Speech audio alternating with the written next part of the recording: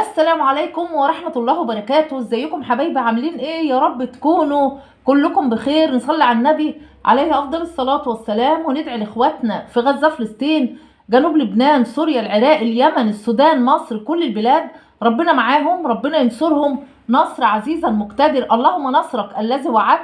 بشكر كل اخ واخت خارج مصر وداخل مصر، على راسي والله. بحبكم قوي، بحترمكم قوي. بشكر الناس الجديدة اللي دخلت قناتي، نورتوني وشرفتوني، وانتوا تاج على راسي. حطوا لنا اللايك بقى يا حبايبي، وتعالوا نتكلم النهارده في كذا موضوع. هنتكلم على ياسمين، هنتكلم على الست حلمية والهجوم اللي عليها من المتابعين، وهنتكلم على سماح وحب حياتك، واقري فينا وحوري علينا. تعالوا بقى حطوا لي اللايك. هنتكلم على سماح، وطلعت علينا بعنوان وقالت في العنوان: انا طلبت حاجتي، طلبت حاجتي بتاعتي اللي من حقي، وده اللي جالي. اللي جالها بقى ايه يا جماعه؟ هنقول دفايتين، وكانت بتحلف بالله العظيم ان ما كانش عندها الا الكوبرته بس، وفي عز الساعه دي يا جماعه، وكانوا بيضغطوا بيها هي والثلاث اولاد. طب اولا انت كدابه، وبجد كفاياك حوارات. واحنا بنقول السبكي غايب عنك فين؟ انت ممثله قديره حقيقي بجد. صوتك الشتوي اللي احنا قلنا لك بجد، يعني انت مش لايقه في الصوت ده، لان احنا عارفين صوتك الحقيقي يا سماح. صوتك شتوي قوي، وعامله رقيقه قوي. ما ينفعش اللي انت بتعمليه ده بكل المقاييس. طلعت علينا بقى يا جماعه، وبينت لنا ان كانوا الولاد عند ابوهم، وجم غسلت لهم الكوتشيهات وهدومهم. والفيديو ما كانش ليه اي 30 لازمه، وشايفينها طبعا في الفيديو الثاني طلعنا بالبيجامه المحزقه عليها. واخر قله ادب الصراحه. هي عايزه تخرج خلاص من جلدها يا جماعه، عايزه تسيب كفر البغداد اللي هم عايشين فيه، وعايزه تنطلق بقى، تيجي القاهره، ولا هنشوف هتروح فين بعد كده. شفناها طلعنا بالفيديو، وانا شايفه الفيديو ملوش اي 30 لازمه. المتابعين صراحه كلوا وشها، قالوا لها احنا بقالنا فتره كبيره بنقول لك انت ليه ما بتقوليش المقدمه بتاعتك بتاعت الصلاه على النبي. لانك انت كنت بتبدأي اي لايفات، اي فيديوهات، انا اسفة، كنت بتقولي بتصلي على النبي طبعا، لكن انت مش معبرة الناس في الكومنتات. بترد على الكومنت اللي انت عايزة ترد عليه، وكومنتات التانية لأ. طبعا سماح مبهدله الناس في الكومنتات، ما كانتش كده ابدا. الفلوس يا جماعه والدولارات والاجندات اللي هم يعني احنا بنسمي الحاجات دي، فعلا بنسمي اللي طالعين علينا دول بالمحتوى اللي هو عايزين ينكروا الدين بتاعنا خالص، ثوابت ديننا. واضح جدا. اللي بتساب شعرها، اللي بتلبس لنا البيجامه الضيقه وبتطلع لنا بيها زي ما هي عملت كده سماح. فبنقول لك لم نفسك شويه سماح، عيب عليكي كده. انتوا ناس من الارياف، والارياف ليها كل الاحترام. طلعت علينا وورتنا الدفايتين اللي ابو مالك بعتهم لها، بعتهم مع الاولاد وشويه، وقالت ان انا هعمل للعيال بطاطا، واستلفت الصينيه من الست جارتها اللي تحت، عماله تشكر فيها طبعا. عيب عليكي وكفاياكوا شحاته بقى. انت ما شاء الله الفيديو بيطلع لك ما شاء الله مبالغ جامده جدا. ازاي انت مش قادره تنزلي تشتري شويه صواني وشويه حلل، بدل ما انت قاعده تطلبي من الداعمين كده؟ هي باينه يعني، هي واضحه يا سماح. اما انت تطلعي تقولي اصل انا لسه هنزل، ما تنزلي، ما تقبضي وتنزلي تجيبي الحاجه اللي ناقصاكي.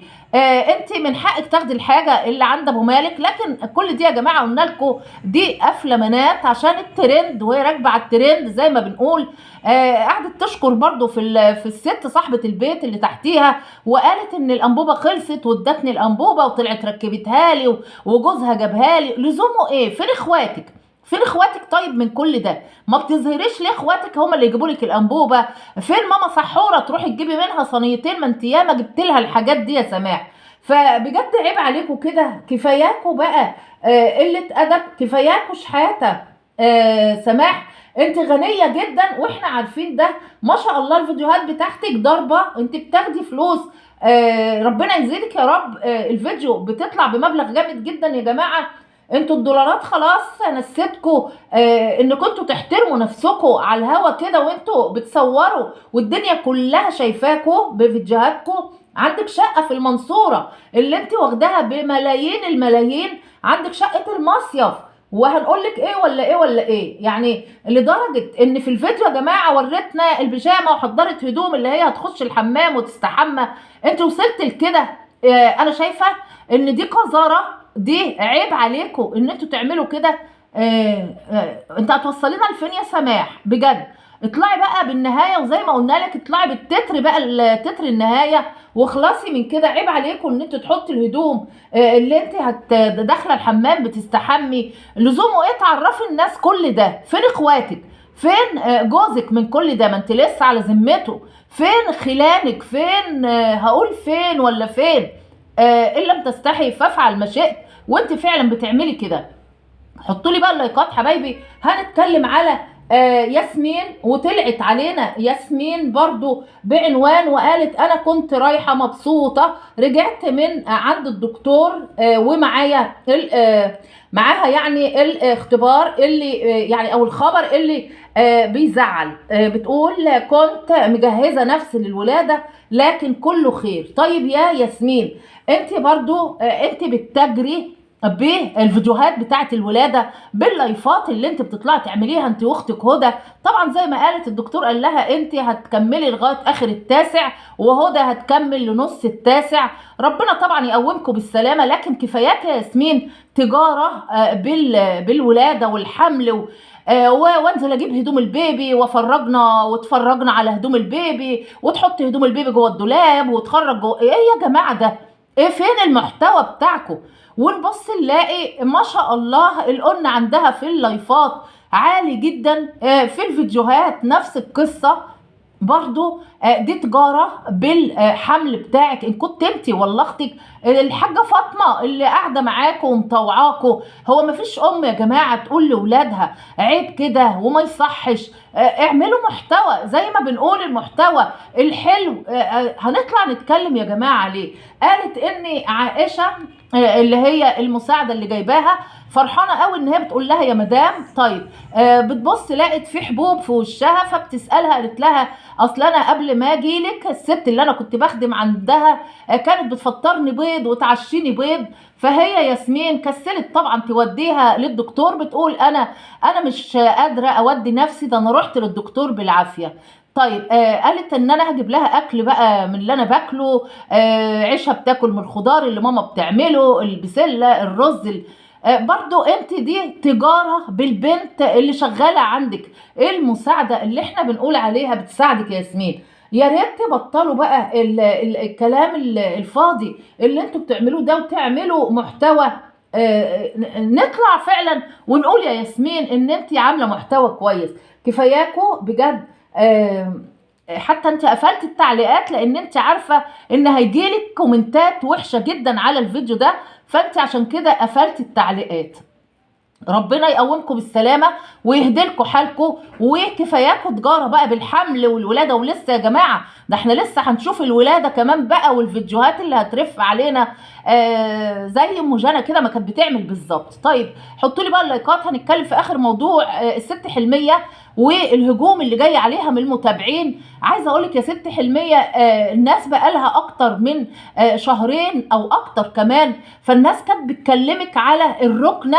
حتى الست جميله اللي هي الداعمه بتاعتك كانت بتقول لك شيلي بقى الكفر اللي على الركنه واتمتعوا بالركنه كده، لان فعلا الركنه شكلها الكفر شكله مش حلو ابدا. وبعدين انتوا ده الصاله بتاعتك هي مكان التصوير اللي بتصوري، ما بتصوريش في اوض ولا بتصوري في حاجه. فده المفروض الصاله تكون منظرها حلو للعين، حتى المتابعين يبقوا مبسوطين وهم بيتفرجوا عليكي.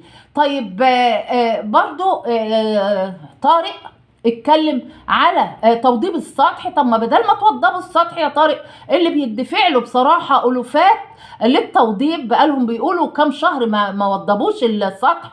طيب ما توضبوا الصاله. الناس قالت لكم حطوا ستاير. انت شايله الستاير في عز السقعه دي يا ست حلميه؟ ما بتعبروش الناس ليه في التعليقات؟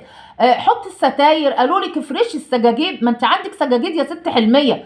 اخطائك هنطلع نقولها، وانت كمان قلتي في الفيديو، قلتي قبل كده يعني في لايف، قلتي لو الناس اللي بتقولي على اخطائي انا بحب كده وبسمع كلامكم، طب ما سمعتيش كلام المتابعين ليه؟ والست جميله اللي هي الداعمه عندك بتقولك شيلي بس الحاجات دي وفرشي وتهني بالحاجه اللي عندك وانا هجيب لك تاني. يعني ما حدش يلاقي كده يا جماعه.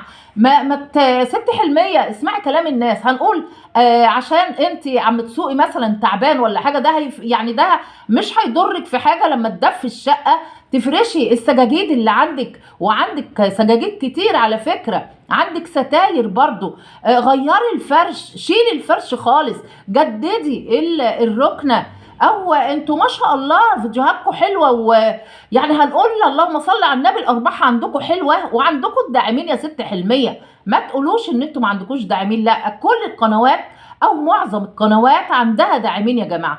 اسمعي كلام المتابعين، ردوا عليهم يا جماعه، ما تسيبوهمش يفضلوا يلالوا كده في الكومنتات. هم عايزينك تبقي للاحسن، واحنا عارفين الست حلميه احنا بنحبك ومعاكي، لكن اخطاء بنطلع نقول الاخطاء زي ما بيقولوا. اشمعنى بتطلعوا تتكلموا على زاهيه وحلميه معرفش ايه؟ لا، احنا بنطلع نتكلم على كله يا جماعه، وربنا يهدي لهم الحال يا رب. وانا شايفه ان مفيش داعي للسطح، انتوا بتكلفوا السطح وبتوضبوا فيه والزرع والحاجات الكتيره اللي بتجيبوها بتوضبوها في السطح وكده. انا شايفه ان انتوا توضبي الشقه تحت او الصاله اللي انتوا بتصوري فيها يا ست حلميه، وتردوا على الناس في الكومنتات. انا بشكركم، لو عجبكم الفيديو بشكركم شكرا جزيلا، وبجد ما تنسونيش باللايك والاشتراك، تفعلوا زر الجرس عشان يوصل لحضراتكم مني كل جديد. والسلام عليكم ورحمه الله وبركاته. باي باي.